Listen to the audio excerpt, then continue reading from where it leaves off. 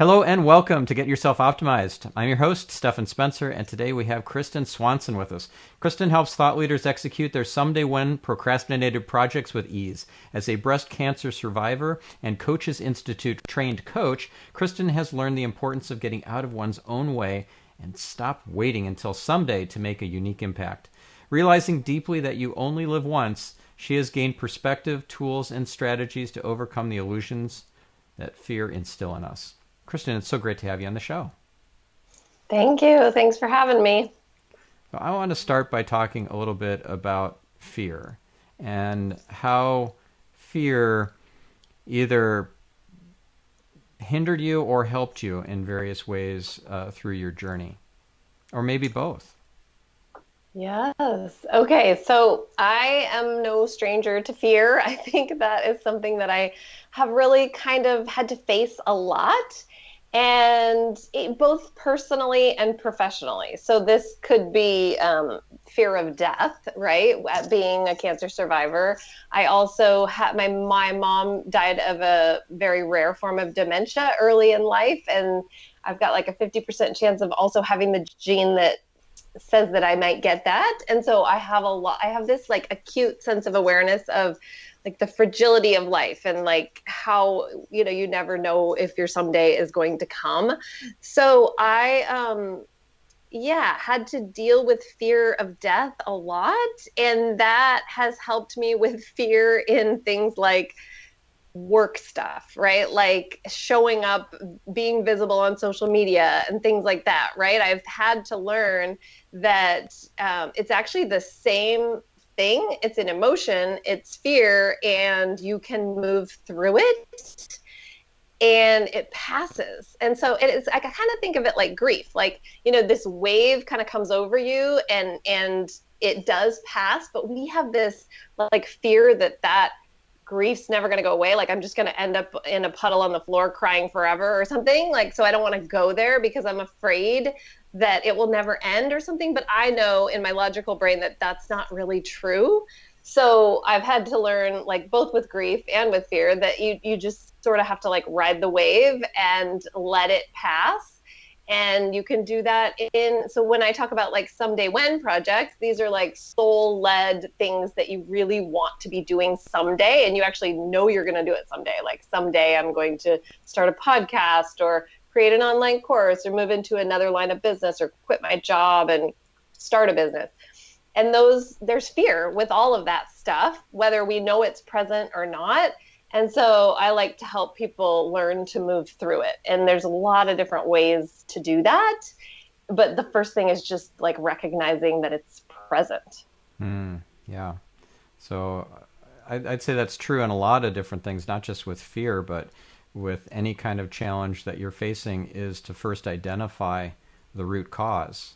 And if it's the fear, Right. if it's some traumatic event and anxiety that came from that, you might do a hypnotherapy session, for example, to get to the root cause of it, and then unlock that and release all that pent-up energy, that stuck energy. Yeah, Yeah. exactly. And there's so much, I mean, I think there's power in just calling it what it is, like naming it and shining a light on it, because then it kind of starts to dissipate. But then, like you say, when you do like hypnotherapy, or I've done a lot of EMDR, it really releases it, right? And it like opens it up for more good to flow in, is the way I see it, when you're able to move through it. Yeah. So Okay. EMDR stands for eye movement desensitization and reprocessing. You just stare at like a stick or a pendulum or something.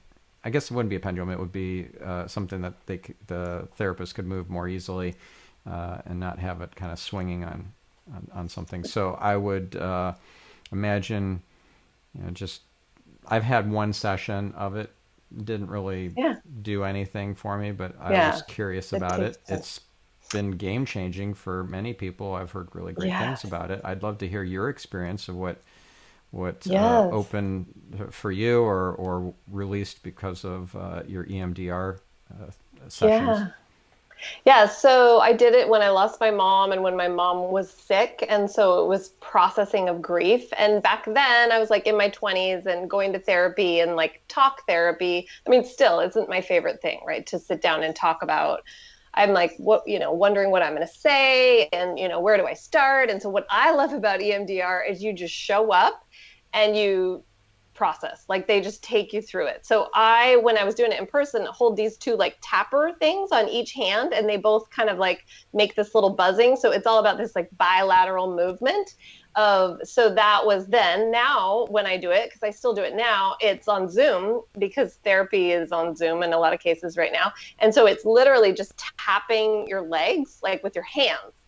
And there's something about the bilateral movement that helps you process faster. So what I like about it is that you can just show up, you kind of watch the trauma like it's on a movie screen visually in your mind. You close your eyes, you visualize like yourself, what you went through, and watch it like you're watching a movie screen. And what it does is it just helps you process so much faster. And what I liked about it was like not a lot of talking. It's like you visualize it, you stop and kind of talk about what you saw. But I used to go into those sessions and feel like, what am I going to talk about in therapy today? I don't know. I'm not really struggling with anything. And I would sit down and hold those tappers and she would take me through the process. And I'm not kidding, just like tears streaming. Just, I didn't even know that I had that in me. And so that's why it's fascinating to me. It's like, I didn't even know that I was struggling. It's all under the surface and it just comes out. So you're just healing your neural pathways, basically. Yeah, something releases because when you're recalling these things in your mind's eye and your eyes are kind of darting around from place to place and you're being led, my understanding from just the one session was the therapist will use a pointer and asks you to stare at the pointer, and then he'll move it, or she will move it from side to side and different places, and will watch you move your eyes to follow that stick. Seems pretty straightforward to me, but there's so much more to this. I don't know, remaps or rewires those neural pathways that are ruts in your memories, right? So another modality that does something kind of similar, but in a different way, is tapping, or yes, EFT, exactly.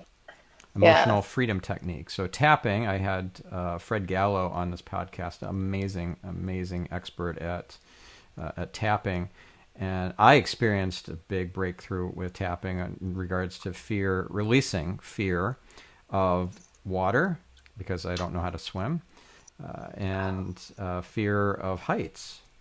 Right after the session with him, just one session, 45 minutes, I was able to go in a microlight, which is a hang glider with a motor attached. There was a pilot, but we flew into the mist of Victoria Falls in Zambia. Yeah. That's amazing. Which I would I would have done that without the tapping exercise before that. Yeah. Yeah, and I use tapping myself, and it's, to me, I have said the same thing, that it's kind of similar. Like it seems to move you through it, and you kind of are, I don't know, like the nervous system is calmed, I want to say, in those specific instances. Yeah.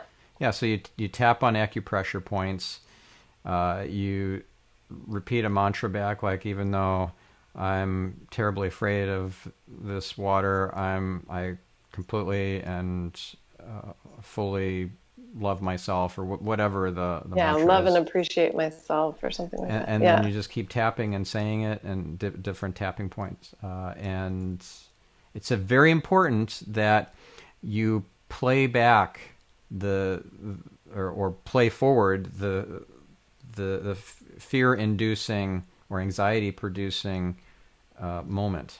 So if you're afraid of getting in that microlight or that helicopter or whatever, you gotta imagine being there and get those emotions going. Because if you don't have that and you're just doing the tapping without it, it's not going to do anything. Right. Yeah.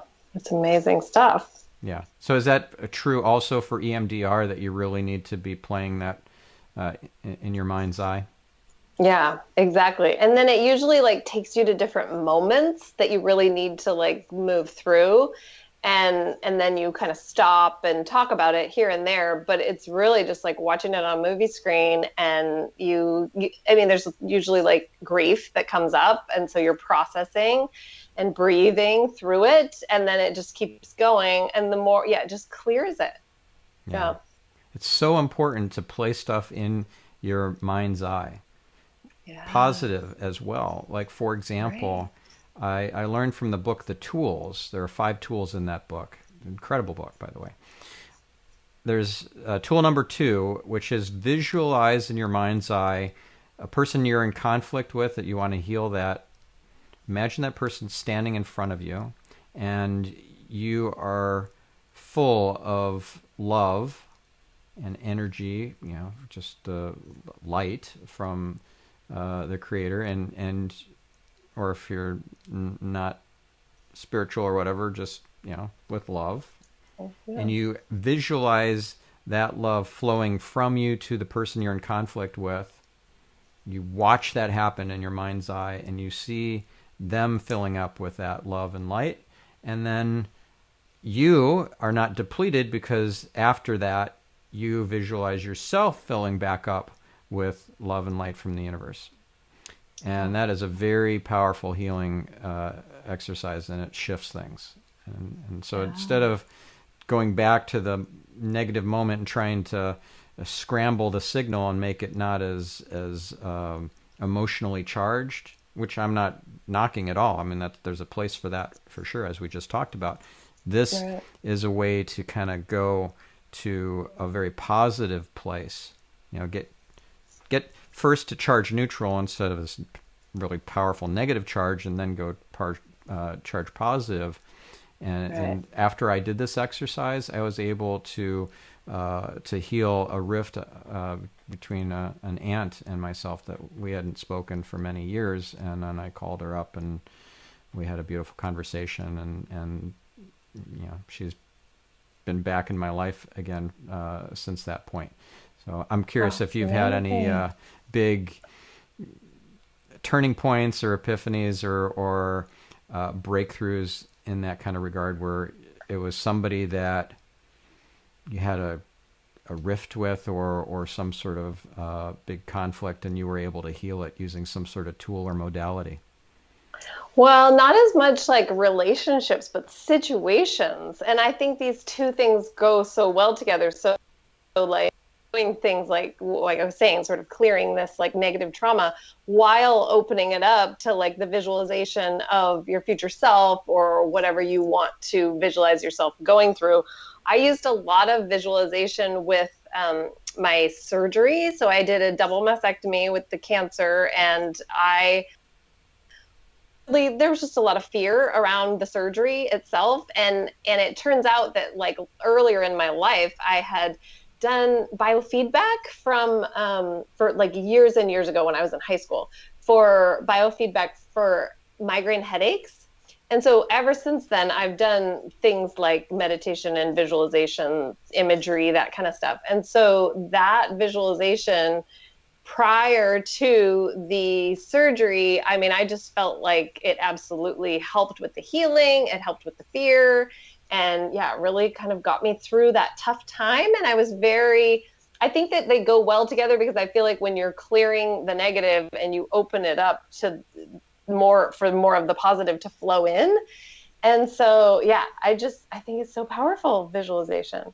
Yeah, sure is. Yeah. And speaking of to tie in this idea of visualization with what you were talking about at the beginning of this episode around moving through the fear, the very first tool in that tools book, that was also very powerful for me, and it's somewhat similar to what you were describing of moving through the fear, but with a visualization added to it. So move through the fear, where you visualize the fear being this kind of black smoke sort of thing. This doesn't really have any substance to it.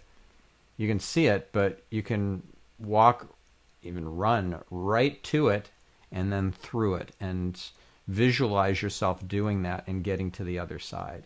So you see that fear, you see it as this cloud of smoke or kind of particles.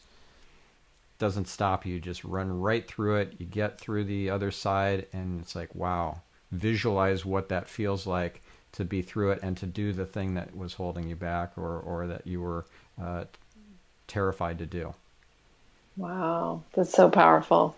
Yeah, and really noticing like when you're not taking action on something, that could be because of fear, because I think sometimes we don't even acknowledge that it is fear. It just feels like I don't have time, I don't have the resources, all of these things. But really, if you dug down deep, you would know that it was fear, and then you can apply these tools. So I encourage people to do that. Yeah, that's amazing.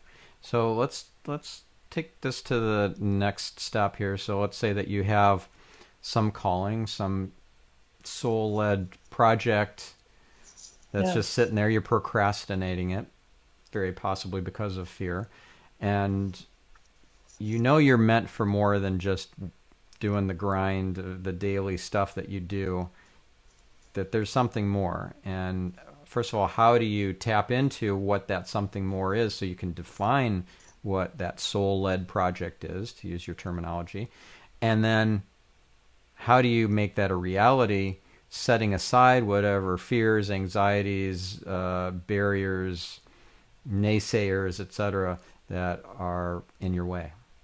Yes. So I think the first thing is a lot of my clients, they know the thing, right? They know what it is that they are going to do someday, and it's just a matter of time. They're not doing it yet for whatever reason. But if you really don't know what your soul-led projects are, or your soul, what your soul whispers are telling you, I say just get quiet. Like, not that you need to go on a meditation retreat forever or practice daily meditation. I definitely am a believer in meditation, and I think that helps. But I also think it can come through with things like going on a walk frequently, or being in nature, or whatever it is for you that is a little bit quieter than your normal sort of daily, if you're in kind of that daily grind, so that you can hear what is trying to come through. So that's kind of different for everyone. But let's say you do know, or it's starting to come to you. The biggest thing is to speak it out loud. So I find that a lot of people are even afraid to say it out loud, like what they really want to do, because they don't feel like they deserve it. They don't feel like it's possible. They think, who am I to, or whatever it is. And so they don't even say it out loud. And there is so much power in simply speaking the words out loud. And if you're not ready to speak it out loud, then write it in a journal as like a first step. And then start, and I really encourage people to speak it out loud to the right people, like trusted, like-minded folks who are going to be supportive. And like you said, to kind of avoid the naysayers. And someday you will even speak it out loud to the naysayers, but start with the trusted ones and talk it out. Just that this is what I desire. And you don't have to claim it like you're going to go do it tomorrow or anything, but just this is what I want to do someday. So saying the thing out loud. And then once so you let do me that, just interrupt for a second and share something that I think is very poignant and relevant, and that is one of my guests from maybe a few months ago was Yuval Abramovitz, and he wrote the book The List, which originally was in Hebrew and very popular bestseller in Israel, but then now it's translated into English and many other languages, and the subtitle is "Shout Your Dreams Out Loud to Make Them Come True." Because we do this silly thing of wishing to ourselves without telling anybody, for our birthday, blow out the candles and don't tell anybody your wish or it won't come true. No, you got to shout your dreams out loud so that they do come true, because not only are you manifesting that into reality by speaking it, you speak it into reality, but also other people can hear it and help you, assist you on that journey. So they'll know people, or they'll have heard something that you need to hear. Everybody's a messenger. So yeah, that's really important. So please So proceed with your process. well, that's perfect because that's actually the next step is once you say it out loud, you basically follow the breadcrumbs. Like so things are going to start coming to you once you're starting to like speak it into existence and then you start to follow the breadcrumbs. So you say it to somebody and then, just in passing, you're just going to get like little hints here and there like maybe you should listen to this podcast or somebody's going to mention some course to you or something to listen to or maybe you hear something on the radio. I mean there's just like little things, clues almost, and then once you start taking action on those, so follow those. And I really believe in really like following your intuition here. Like you're probably going to hear about a lot of podcasts to listen to and a lot of articles that you should read or whatever it is, and really paying attention to what's really resonating with you and your intuition and what to follow, and then start taking those actions, and then really just like celebrating all of the tiniest little wins that you see along the way towards this soul-led goal that you're stepping into. So even that, I mean, just very, very small, because I think what we do naturally, and this is sort of like our brain at work, is, oh, but I'll never, I could never do that. That would take too much time. I don't have the money. I don't have the resources. I don't know if that's possible. We really pay attention to all the reasons we can't. But when we shift our attention to all of these little clues and these that we're taking and celebrate all the tiniest of wins, well, then that builds momentum. And so it's like moving your attention to that, and that just compounds. And pretty soon you're doing the thing. Yeah. Yeah. So one way I celebrate the tiny wins is I'll document them in my gratitude journal. I have a remarkable tablet because I'm a geek, and so I'm writing them down in my remarkable tablet, and then I also write down the challenges that I didn't want and how I'm grateful for those too. That really moves the energy as well. That's very powerful. Perfect. Very powerful. I learned that one from I'm my adding that. Yeah. And that's the thing too, when you start tuning in to the whispers and the intuition and so forth, things just pop. As soon as you hear it, you see it on the screen, or you read it in a book. It's like, that's important. I'm supposed to follow that. That's part of the breadcrumbs, or that's a message, or whatever. Yeah. Yes. And I just saw that happen for you. Right, exactly. And I do it. I have this app on my phone called Win Streak, and it's the same thing. Like I just write down, and it's what I'm grateful for and these little tiniest of wins. And then I just want to say that it's not like, I do believe, like you said, that everybody's sort of like a divine messenger. Like you'll just get little nuggets from different people. And it's not like somebody's going to say exactly to you exactly the thing you need to do. No, it's more like you say something to me, and then later today somebody else says something, and then those two kind of merge together, and then it leads me to the next step. So I think it's important to know that. It's kind of what we're looking for. Yeah. Yeah. Okay, so following the breadcrumbs. So I'm watching a show on Netflix. I don't have time to watch much stuff on Netflix. There was one show that just spoke to me, though. It's all about following these intuitive breadcrumbs and psychic abilities and things like that, and it just really spoke to me. So I'm like, okay, I'm going to watch it. It's called Manifest. Okay. I need to check fun. that out. It's fun. So there's this all sorts of messages in there that I'm just like, ooh, I like that. That popped for me, and so forth. And so there was one thing that one of the main characters, he's hearing it in his own voice. That's something that I didn't understand the distinction about when you're receiving messages. It's usually in your own voice, in your head. Yeah. I just thought, I'm going to hear a booming voice of of God, or I'm going to hear some angel and some angelic voice. No, it's actually your own voice. So he's hearing his own voice say, "It's all connected," and then, for those of you who've seen the show, you know what I'm talking about. And I hear that later on the next day, or like that next week or whatever. It comes to me at an exact moment where I needed it.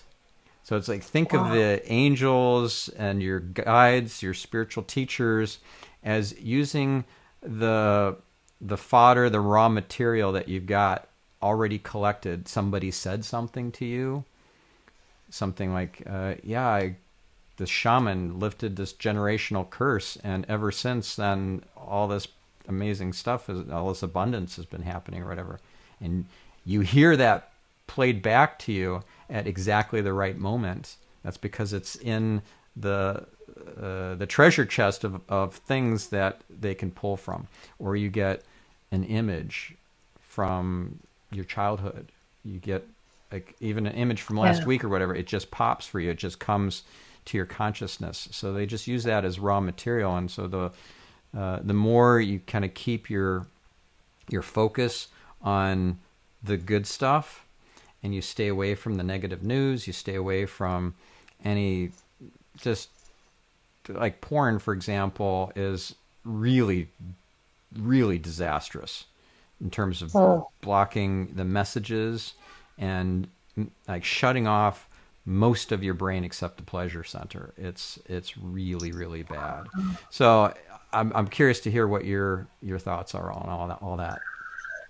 Well, it's interesting that you say that, because it seems like that sort of happened to me recently. And it was more, I was sort of thinking it was more like the EMDR and then things coming up. And it was actually like a song that I was listening to that just like hit, I feel it like viscerally. So I almost wonder if people feel things differently, like a voice versus visceral feeling, knowing type of a thing. Yes. And it was a little bit of a hint of something else to work through in the EMDR. So it might be, that might be different, but I think it's all connected, right? It is all connected, isn't it? Yeah. And that is definitely something that was given to you. Like you're getting guidance all day long. Your angels, whether you call them guardian angels or you refer to it as the Holy Spirit or whatever, it's just heavenly help, divine assistance, and you're being nudged in different directions. And so that was the direction you need to be nudged in your EMDR session, and that's what you got. Yeah, exactly. Right. Yeah, really cool. Really, really cool. So I love what you said about following the breadcrumbs too, that it's not enough to just say, ooh, I got a message. Yay. Anthony Capobianco, who was on this podcast a couple months ago, he and I stay in contact, and he keeps sending me screenshots of 1111 and stuff. Like he's getting all these angel numbers all the time, and he loves it. And I'm like, dude, it's time to go past this and start getting full downloads, not just like, hey, we're here, we're listening, good job. It's like, hey, we got stuff we want to tell you or show you. So you got to be ready to take the next step. Follow those breadcrumbs, and then follow those breadcrumbs, and then so forth and so on. Right. Yeah. And then I think when you follow the breadcrumbs and you take the action, sometimes these actions are like scary, like big sort of scary. So then like the fear comes up, and it's all about like kind of the tools we talked about already about moving through the fear. And then you also mentioned the naysayers. Like, what do you do about the naysayers? So many things you can do, but I think the biggest thing is to pay attention to the people that you're really speaking to and that are like-minded, trusted people, and ignore the naysayers, really, and almost see the naysayers. Like I would put them, now that you've given me this tool to use, I would put them on that challenge list and give thanks for that and move through those as well. I might even take it another level to say, instead of ignore the naysayers, love the naysayers. You don't have to win them over. You don't have to convince them of anything. Just know that they're all being sent to you. The naysayers and the cheerleaders are all being sent to you. They all have the hand of God in them, and you're going to get a gift from each of them in different ways. And maybe it's a gift to push through negative self-talk. Maybe it's a gift to love unconditionally, whether or not they appreciate what you're doing or what you have to say. Whatever that gift Right. is, but Yeah. love them. Yeah, and seeing it as like a clue that you're headed in the right direction. Like you wouldn't be hearing from the naysayers if you weren't putting yourself out there and working towards that which you really are called to do. So it's like a clue that you're headed in the right direction too. Yeah. So I'm curious what you think of this, because I've shared this a few different times on this podcast, and this is something that was very impactful for me. Bob Allen, very famous New York Times bestselling author, author of 1 Minute Millionaire, or co-author of that, and Cash in a Flash, Multiple Streams of Income, a whole bunch of really great books, millions and millions of copies sold. And he told me this one thing that was a game changer, which is you're not here for the frowny faces, the naysayers. You're here for the smiley faces, and they're there for you. So you're there for them, they're there for you. Don't worry about the frowny faces, therefore. You don't have to convince them. So that is kind of another way of restating what you were talking about with regards to the naysayers, and know that it's not relevant or important to win those people over, even if they're in your own family. Totally. And oftentimes they are in your own family and they're kind of trying to keep you safe. I don't know that they know they're doing that. I think that's kind of subconscious. But I like that where you're just, because if you're not speaking, it's kind of like let it fall away.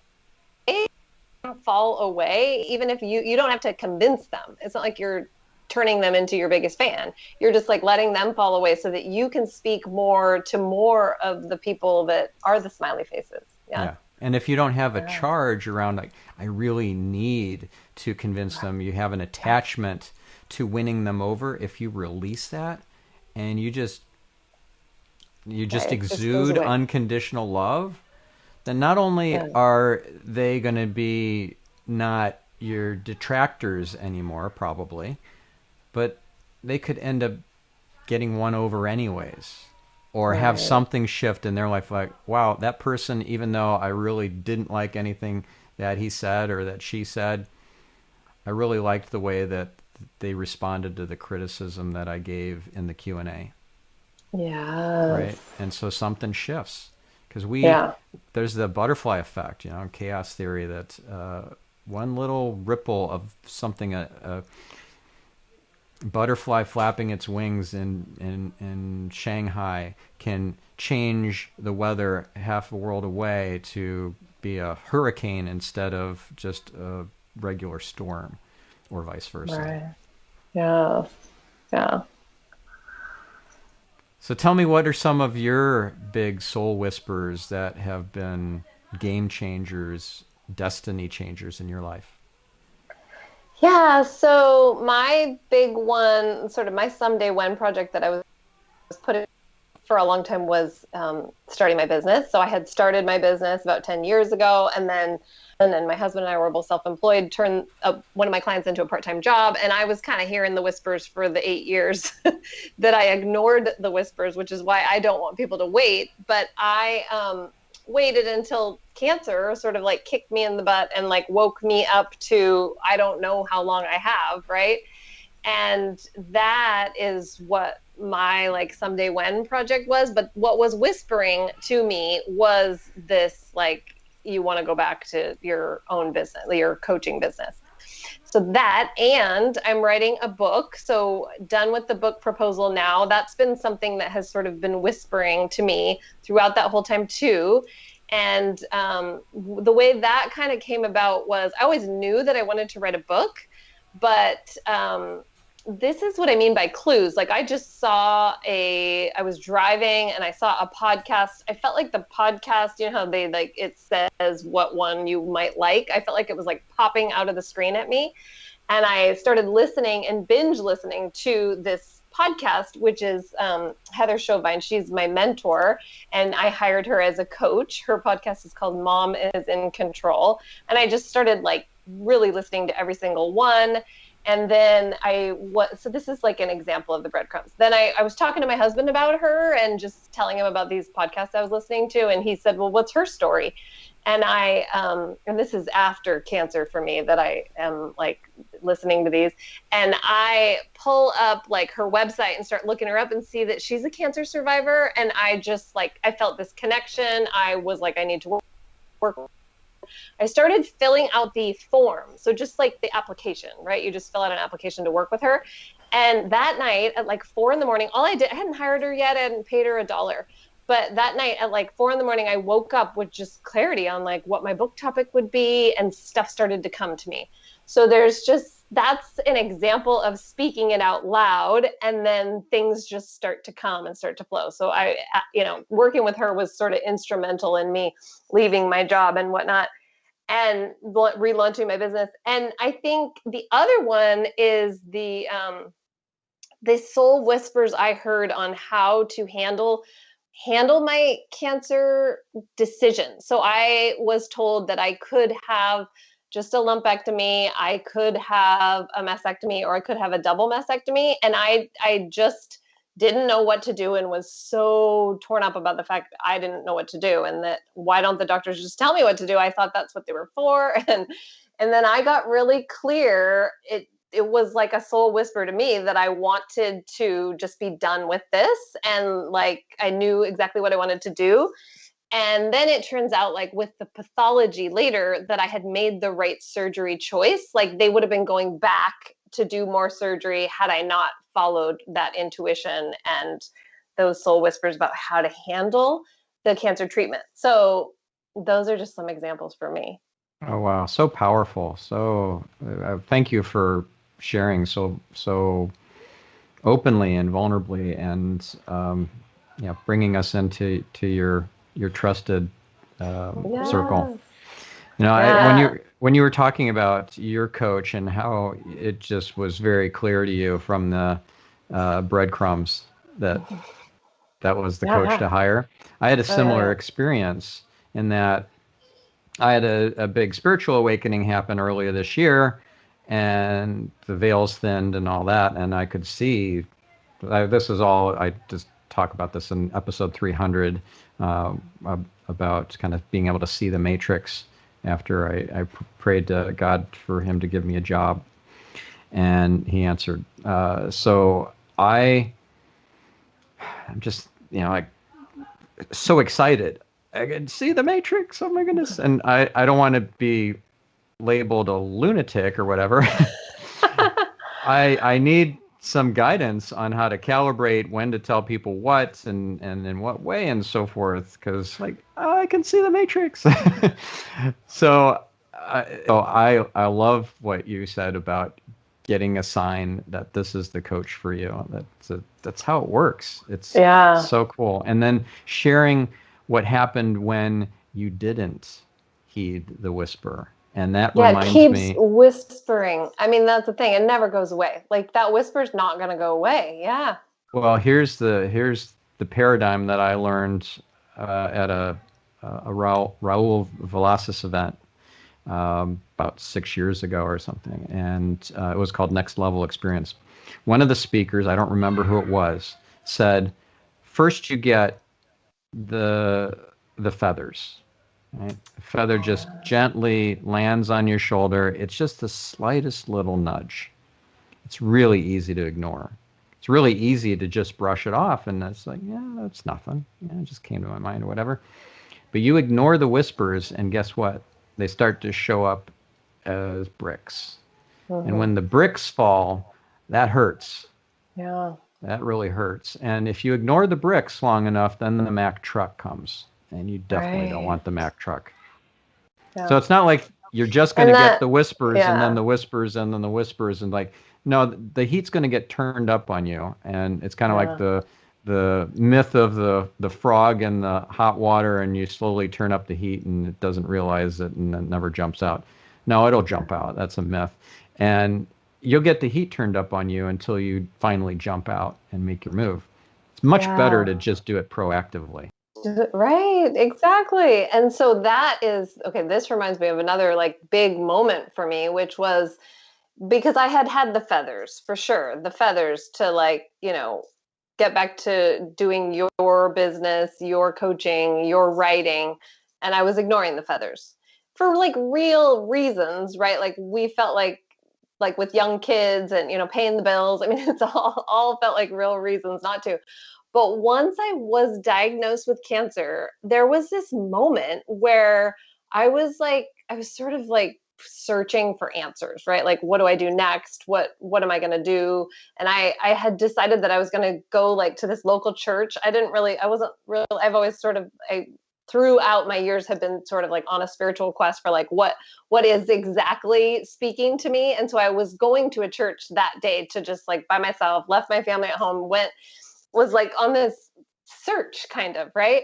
And I'll never forget, I was like coming up the hill and the sun just shined in my eyes, and I felt like I heard a voice that was like, you weren't going to act like, kind of like this cancer is like the nudge that you needed. You weren't going to take the steps, you weren't going to do what I've been whispering at you to do, right? And so it felt like a knowing again. So this is for me, it's like a visceral knowing that that's what the push I needed basically to make the changes I wanted to in my life. Wow. Do you know who it was whispering that told you that? That was the nudge that you needed. You wouldn't have moved otherwise. Was that your Well, higher self? Was it angels? Was it a certain angel? Was it a combination of a bunch of spiritual teachers or a particular loved one? well, I call it God, and it's just the universe, God. I mean, it's like my higher power for me. Yeah. And I kind of believe everybody has like a different version of that, and whatever's true for you is true for you. Mm. Yeah. Yeah, Yeah. there's a particular spiritual mystical book. It's very important book in Kabbalah called the Book of Formation or Book of Creation is another translation of it. And God is described as this omnipotent, unknowable, ever-present force that acts through his agents, whether it's Mm.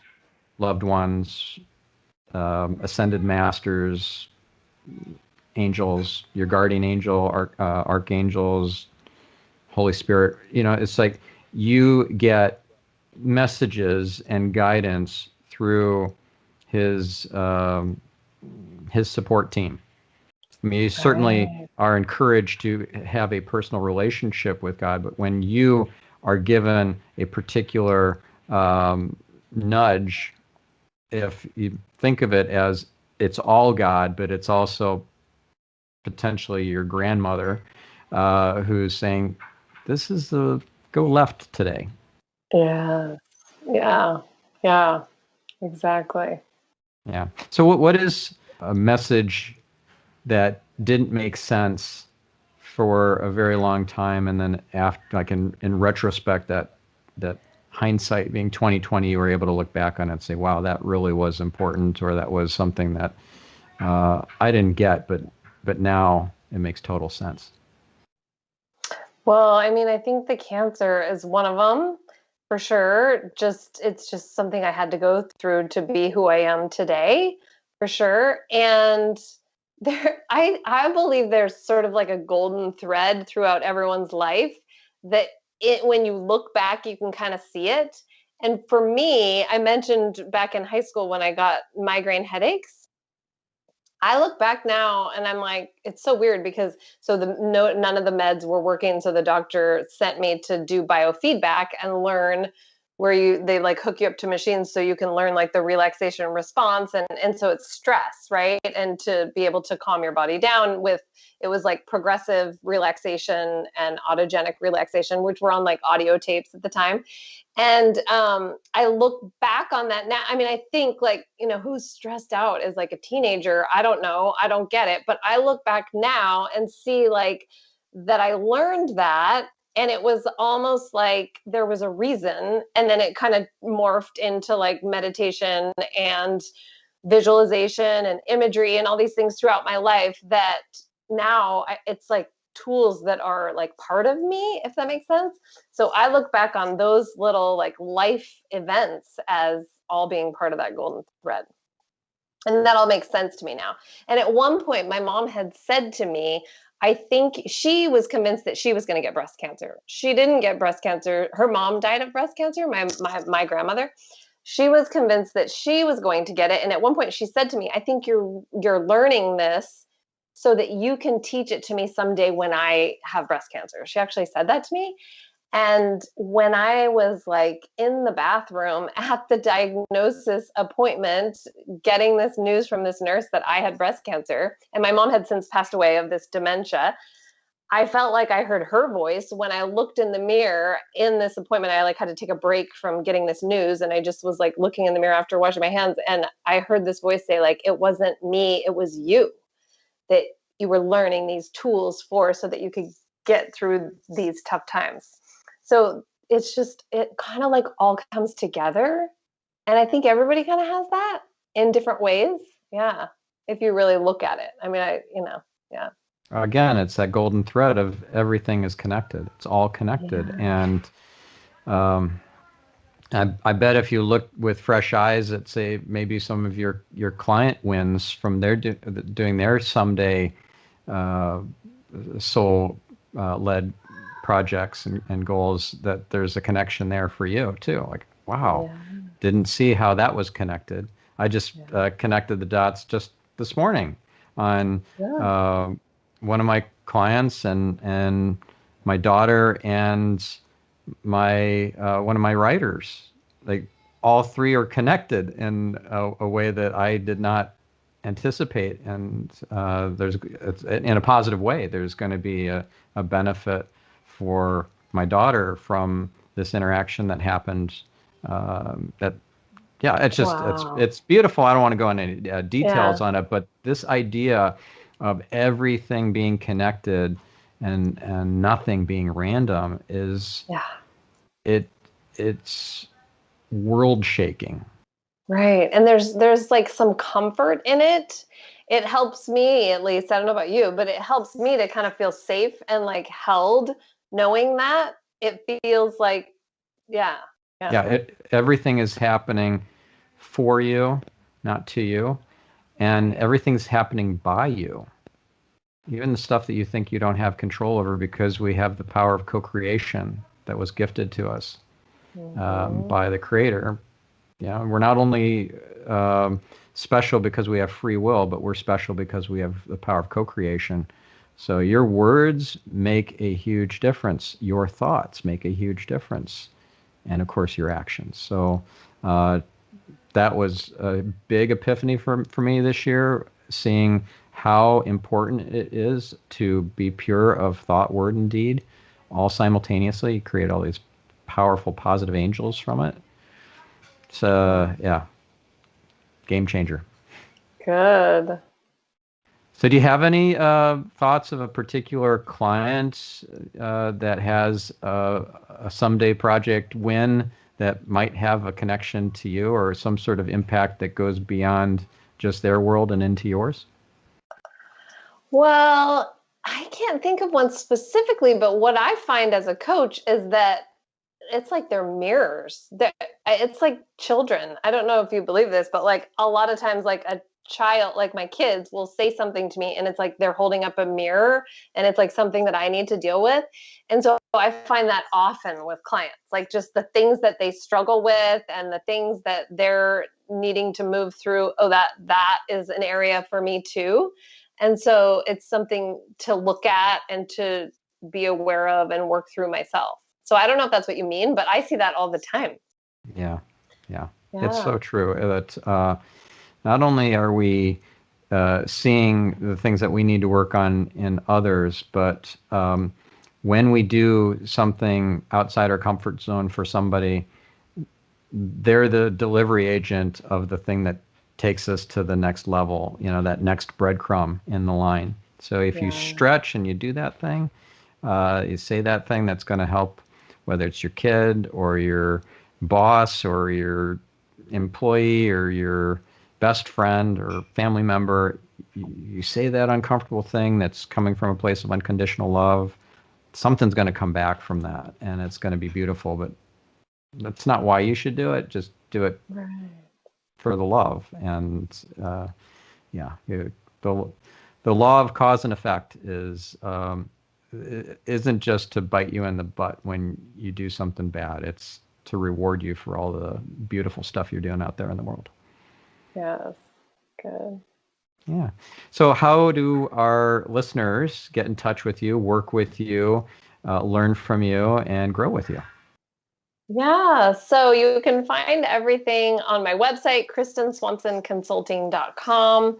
And my Instagram is Kristin_Swanson_.